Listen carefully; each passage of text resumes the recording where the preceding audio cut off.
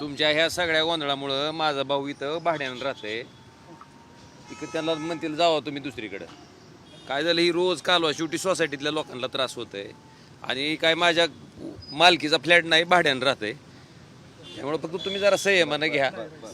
मी काल सांगितल्या पद्धतीनं आज धाराशिवमध्ये जातोय. माझ्या कार्यकर्त्यांना मी वेळ दिली आहे 4 वाजताची. धाराशिवमध्ये गोर्धनवाडी या ठिकाणी मी सगळ्यांना बोलवलं आहे. सगळ्यांशी चर्चा करून मग मी माझा निर्णय त्या ठिकाणी जाहीर करेन. सही केलेली आहे की नाही या प्रश्नाचं हो किंवा तुम्हाला काय जे उत्तर आहे, माझी काय भूमिका आहे ती माझ्या कार्यकर्त्याशी चर्चा करून ठरवणार. मी तुम्हाला सगळ्या बाबतीत एवढंच सांगतो की मी ज्या पद्धतीनं सांगितलं की ही कलियुग आहे. काल मला वाटतं 2003 जून 2006ला जी दुःख आणि यातना आमच्या सगळ्या परिवारानं, समतकाजीच्या परिवारानं भोगली, मला वाटतं काल 20 वर्षाच्या नंतर तीच दुःख, तीच यातना त्याच दिवशी.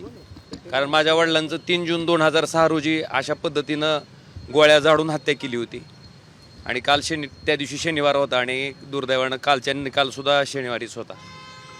मला ह्या गोष्टीचं दुःख वाटतंय की सन्माननीय कोर्ट म्हणतंय की हत्या करण्याचा उद्देश पण होता, म्हणजे मोटिव्ह प्रूव्ह केला कोर्टात. सन्माननीय कोर्ट म्हणलं की राजकीय वैमनस्य होतं, पण दुर्दैवानं मग मारलं कुणी, ह्या सगळ्या गोष्टी सन्माननीय कोर्ट मान्य करते. पण शेवटी न्यायिक प्रक्रियेमध्ये कोर्टाचा सन्मान प्रत्येकाला करावा लागतो. त्यामुळं कोर्टाच्या निर्णयाचा सन्मान करून त्या निर्णयाच्या विरुद्ध हायकोर्टामध्ये मी जाणार आहे. आणि अशा प्रसंगामध्ये वाईट ह्याच गोष्टीचं वाटलं की आयुष्यभर, म्हणजे ज्या दिवशी माझे वडील गेले त्या दिवशीपासून मी माझ्या राजकीय कारकिर्दीला सुरुवात केली. सुरुवात करण्याचं कारण ही माझे वडीलच होते. फक्त मला दाखवून द्यायचं होतं, त्यामुळे लोकांच्या संपर्कात गेलो. प्रत्येक माणसाच्या कामाला प्रामाणिकपणे पडायचा मी प्रयत्न माझ्या राजकीय जीवनामध्ये केलेला आहे. सामान्य लोकही सगळं जाणतात, पण एवढ्या सगळ्या चांगल्या कामाचं मला वाटत होतं की जो न्याय मी स्वतः त्यांचा मुलगा म्हणून आणि माझा परिवार त्या ठिकाणी मागत होता, दुर्दैवानं तो न्याय काय मला त्या ठिकाणी भेटू शकला नाही.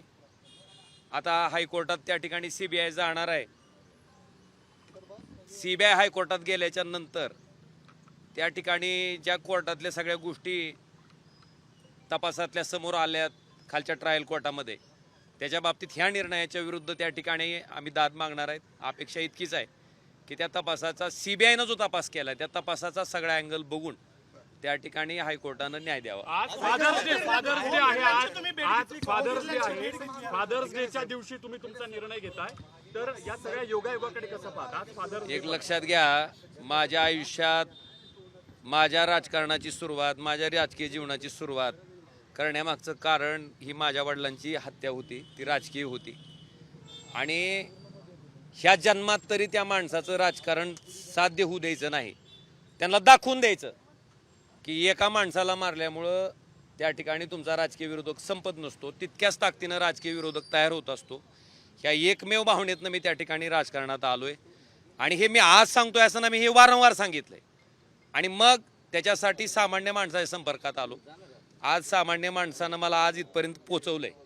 त्याच्यामुळं निश्चितपणे त्या माणसाचा मला वाटतं पहिला अधिकार आहे, तर त्यांच्याशी चर्चा करून मला जो काही राजकीय निर्णय ठरवायचा तो ठरवेल.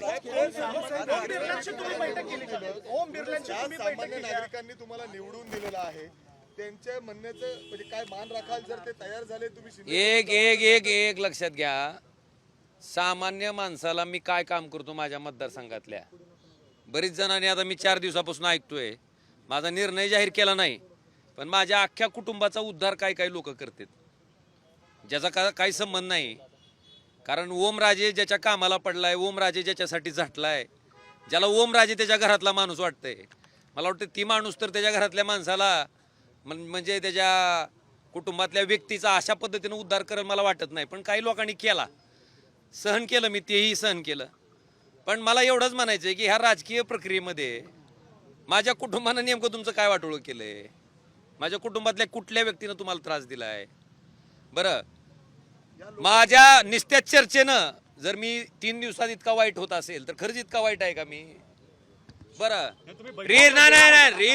रील स्टार म्हणून माझी हिनवणी करते. रील स्टार असलेल्या माणसाला लोक मत टाकतात का? बैठकीला आणि गेल्यानंतर चर्चा सुरू झाली ना आणि आणि एक एवढं सांगतो तुम्हाला साहेब, माझ्या वडिलांच्या केसचा निकाल होता. 16 तारीख ठरली होती. 16 तारखेची 20 तारीख आली. 20 वर्ष आम्ही त्या केससाठी झटतोय. बरं, तुम्ही उद्धव साहेबांसोबत बोलले का?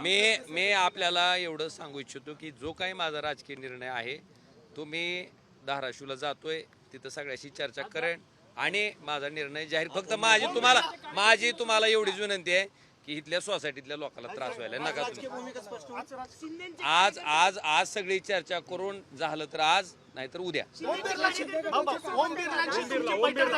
ओम बिर्लांसोबत बैठक झाली. कालपासून शिंदेचे कार्यकर्ते शहराध्यक्ष असतील किंवा हे बघा, दोन्ही पक्षाची भावना आहे. दोन्ही पक्षाचे कार्यकर्ते आहेत. मी हे बघा, कोण मला सोबत यावं, कोण सोबत राहावं ह्याच्याबद्दल मी ठरवू शकत नाही. आता तुम्ही जर आलेत माझ्या बरोबर तर यायचं ठरविलं तर मला आले थांब ना बाबा, मी तुम्हाला म्हणू शकतो का की नाही ना तुम्ही यायचं नाही माझ्यासोबत? ओम बिर्लांना तुम्ही भेटला. मी तुम्हाला एकच प्रश्नाचं उत्तर देतो की माझी जी काय राजकीय भूमिका आहे ती मी आज चर्चा करून झाला आज, नाहीतर उद्या मी स्पष्ट करेन. ओमराजे का दुखवले तेवढे अचानक असं? मला दुःख एक लक्षात घ्या. सन्माननीय उद्धवजी, सन्माननीय आदित्यजी आणि बाळासाहेबांच्या कुटुंबानं बद्दल माझं कधीच एक शब्द अवाक्षर जाणार नाही, गेलेलं नाही. पण दुर्दैवानं माझी इंटरव्ह्यू छापले तुम्ही. ठीक आहे, मी बोललो असेल तर तुम्ही छापा, पण न बोलता तुम्ही जर माझी इंटरव्ह्यू तशा पद्धतीनं छापणार असाल, मला वाटतं त्या गोष्टीचं मला प्रचंड दुःख आहे, वेदना आहेत. मी एक लक्षात घ्या, साधा विषय सांगतो मी. लोकसभा असेल, विधानसभा असेल, ह्या निवडणुकीमध्ये निश्चितपणे लोक पाठीशी राहिले. प्रचंड पैशाची ताकद, सगळी ताकद असताना सुद्धा. पण ज्या स्थानिक स्वराज्य संस्थेच्या निवडणुका झाल्या, तुमच्या माहितीसाठी माझ्या लोकसभा कार्यक्षेत्रामध्ये जेवढ्या पंचायत समिती आहेत, जेवढ्या नगरपालिका आहेत, त्या सगळ्या ठिकाणी अख्ख्या लोकसभेत एक सुद्धा पंचायत समिती माझी निवडून येऊ शकली नाही.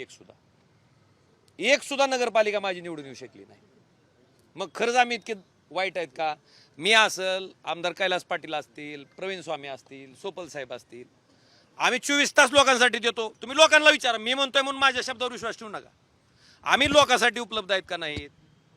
आम्ही त्यांच्यासाठी काम करतो का नाही? मग अशा परिस्थितीत मशाल ह्या चिन्हावर उभारलेल्या आमच्या लोकांना पराभवाचं तोंड का बघावं लागलं? आणि इतकं वाईट, माझा आज सोमनाथ गुरव नावाचा कार्यकर्ता धाराशिवमध्ये निवडणूक लढत होता. 3ऱ्या नंबरला जावं, 24 तास लोकांसाठी उपलब्ध असणारा कार्यकर्ता. मला त्याच प्रश्नाचा शोध घ्यायचा आहे. मला एक लक्षात घ्या, मी तुम्हाला एक सांगतो, पक्ष नेतृत्वाबद्दल कृपा करून तुम्ही मला म्हणू नका. शेवटी आमच्या कामावरच मतं टाकणार होतो ना तुम्ही, पण का आम्हाला फेटाळलं? का आमची हेटाळणी, आमच्या कार्यकर्त्याची हेटाळणी का झाली? आणि एक लक्षात घ्या, ही प्रश्न आहे माझ्या मनाला. त्या लाखो कार्यकर्त्याला प्रश्न आहे की बाबा, आम्ही निष्ठावंत होतो, आम्ही तुमच्यासाठी उभारलो होतो, आम्ही काम. बरं, असा काय ड्रग डीलर आणून उभा केला नव्हता मी. माझा माणूस गुन्हेगारी पार्श्वभूमी असणारा नव्हता, लोकांसाठी काम करणारा होता, लोकांसाठी झटणारा. आणि ऐका, असं सगळं असताना आमच्या लोकांना पराभवाचं तोंड पाहावं लागलं, ही वस्तुस्थिती आहे. आणि म्हणून मला त्याच्याबद्दल काय म्हणायचं नाही, पण त्याचा शोध मला घ्यायचा आहे. आणि मी आज तुम्हाला एवढंच सांगतो की जो काही निर्णय घ्यायचा आहे मी आज चर्चा करून घेतो. सत्तेत गेल्यानंतर हे सगळं बदलेल असं वाटतं का? मी अरे माझा निर्णय तर होती, पुन्हा विचार मला. जनरल म्हणतोय कार्यकर्ते आलेले आहेत. मी आता बोललो. आणि किती वाजता बैठक आहे म्हणाले?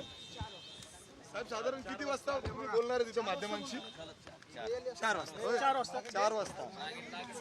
तुम्हाला सिक्युरिटी वाढली का साहेब? मला एक मिनिट, मला सिक्युरिटीची गरज नाही. मी तुम्हाला आज सांगतो, मी माणसातला माणूस आहे. सामान्य माणसानं माझं नेतृत्व घडवलंय, सामान्य माणसामधला माणूस आहे. आणि ऐका, मला बिलकुल चिंता नाही त्याची. लोक मला ओळखतात, मी लोकांना ओळखतो.